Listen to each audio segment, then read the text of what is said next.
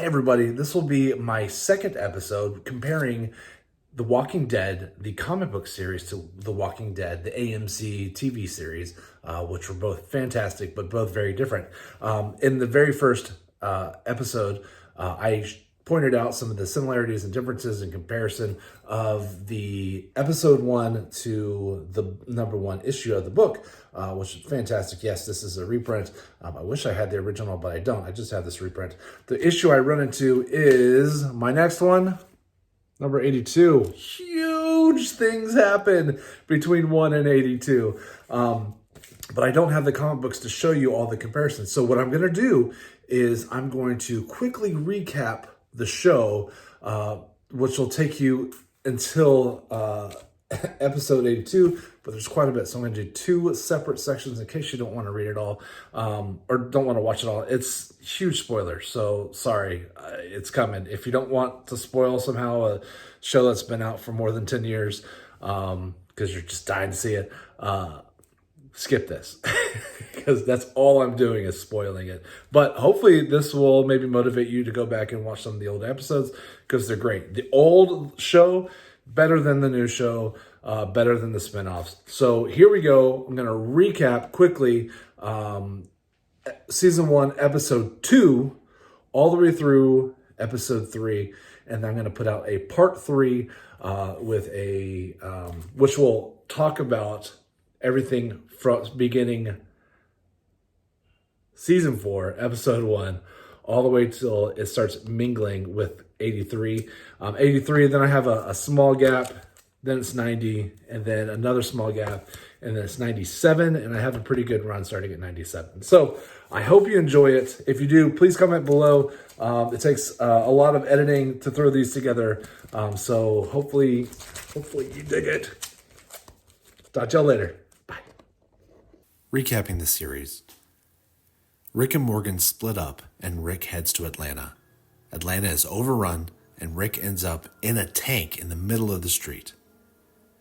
Glenn hits Rick up on a walkie-talkie and helps him get to safety, but then the group is trapped inside of a department store. Merle is a racist. He gets cut to a pipe on the roof and the rest of the group escapes. Surprise! Rick finds Carl and Lori. Oops, Rick's BFF Shane told Lori that Rick was dead and they've been getting it on. We meet Carol, Andrea, T-Dog, Dale, Daryl, and more. Rick, Daryl, and Glenn go back to Atlanta to grab a bag of guns that Rick dropped, and then they try to save Merle. Oops, Merle cut off his hand and has disappeared. They get their bag of guns and then hook up with some locals who are protecting the elderly. Their camp gets overrun. Carol enjoys killing her husband. Andrea's sister gets bit. They decide to go to the CDC. The CDC doc says there's no cure and everyone's going to turn into a walker. CDC blows up and the group gets a little smaller. The group is on the run trying to scavenge and survive. Carl gets shot while hunting, while the group is out looking for Sophia, who's Carol's daughter. Turns out she's already a walker and is in Herschel's barn, but they don't know that yet. We meet Herschel, who is a veterinarian, and he saves Carl. We meet Maggie. Good thing for Glenn. Bow chicka bow bow. Lori's preggers, but whose baby is it? Dun dun dun. Dale ends up getting bit by a walker that Carl knew about, but Carl wasn't strong enough yet to shoot the walker when he had the chance. This kind of pushes him over the edge, and he stops being a kid. Shane tried to kill Rick because he wants to be daddy again. Rick ain't having it and puts Shane down. Don't go against Rick. The farm gets overrun. All the main characters survive.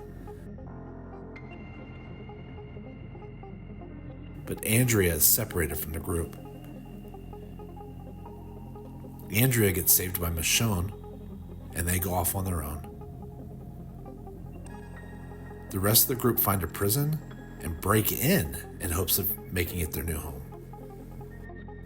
Herschel gets his leg bit while clearing the prison. Chop goes the leg. Then T-Dog gets bit due to some of the prisoners leaving the door open for the walkers to overtake the prison. Lori, Carl, Maggie, Carol, and T-Dog get trapped in the wrong side of the prison, which happens to be the perfect time for Lori to go into labor. Lori dies during labor, but the baby makes it, who's Judith. Lori turns into a walker. Carl shoots her. Rick goes all Jack Nicholson in The Shining for a while. Just going crazy and kind of seeing things. He's just lost his mind. T-Dog saves Carol by becoming lunch while Carol escapes. But Carol's still lost inside the prison. Enter the governor. The governor's bad. Merle's alive, but he has a machete hand. Andrea and Michonne end up in the governor's town, aka Woodbury. Michonne's like, we need to get out of here, but Andrea thinks that they're in post-apocalyptic heaven. Turns out the governor likes to keep heads in fish tanks as decorations, and his walker daughter in the closet. Michonne finds the governor's stash of gladiator fighting walkers and kills them all. The governor wants Michonne to leave and Andrea to stay and tries to pit them against each other. Michonne ends up leaving and Andrea stays behind. Andrea gets to see the governor's walker gladiator fights. Merle and some guys go out to kill Michonne. She didn't like that. Merle runs into Glenn and Maggie while he's out hunting Michonne. Merle captures them and takes them to the governor while Michonne watches from the shadows. Turns out Andrea and the governor are hooking up. Daryl finds Carol in the prison and rescues her. Rick comes back to reality after losing his mind for a while. Michonne goes to the prison while Merle and the governor torture Glenn and Maggie. Michonne tells Rick and company about Woodbury. They go to rescue Glenn and Maggie. While there, Michonne sneaks into the governor's office, and Michonne kills the governor's walker child in front of him. Then they get into a big fight.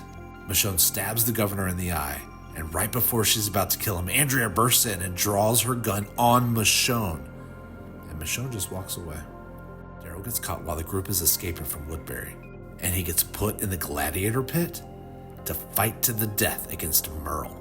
Rick and company stop the fight and save Daryl and Merle. Daryl and Merle go off on their own because Rick and company don't want Merle to come back to the prison, and that makes Carol sad.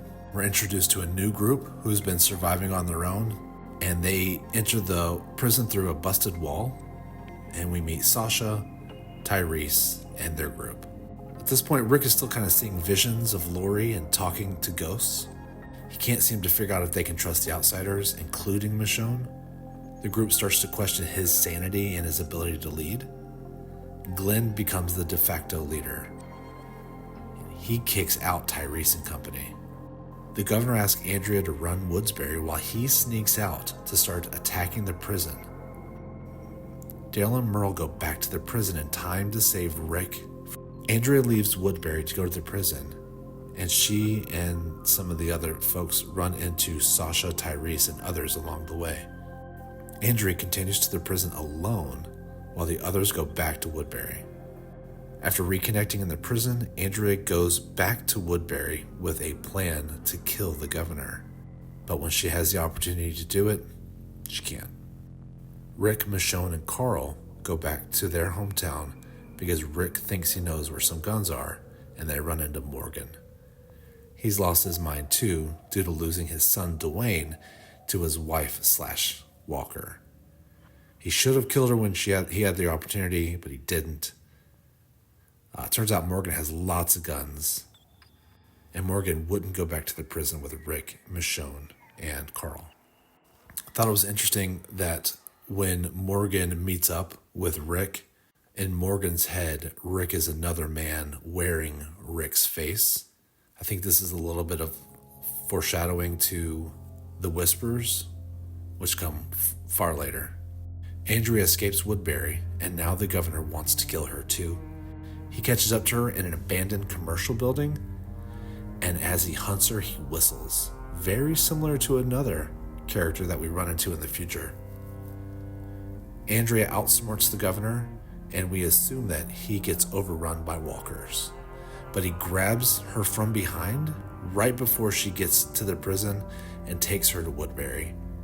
Andrea gets strapped down into the torture chair, and the governor puts her friend in the room and stabs him so he'll turn into a walker and then feed on Andrea.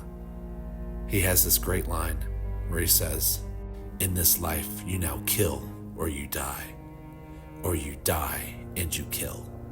The governor told Rick that he'd leave him alone as long as he turned over Michonne. After a couple of days, he decided that they would turn her over. Merle said Rick didn't have the stomach for it, and he took it upon himself to take Michonne to the governor. Merle has a change of heart and lets Michonne go. Then he goes all Rambo on the governor, and the governor shoots him in the chest because he'd rather see Merle turn into a walker than to kill him outright. And of course, Daryl finds Merle and has to put him down. Glenn asks Maggie to marry him, and she says yes. The group packs up the prison and leaves. The governor goes into the prison all full force just to find it empty. But Rick and company were laying a trap. Lots of shooting, and the governor runs off. The governor's people don't want to fight anymore, so he guns them all down. Rick and company try to take the fight to Woodbury, and only Tyrese and Sasha are there. They let Rick in, and they go and rescue Andrea. She had killed her friend, who had turned into a walker, but she was bit in the process. Andrea ends up taking her own life, and Rick and Michonne take the people of Woodbury back to their prison to live.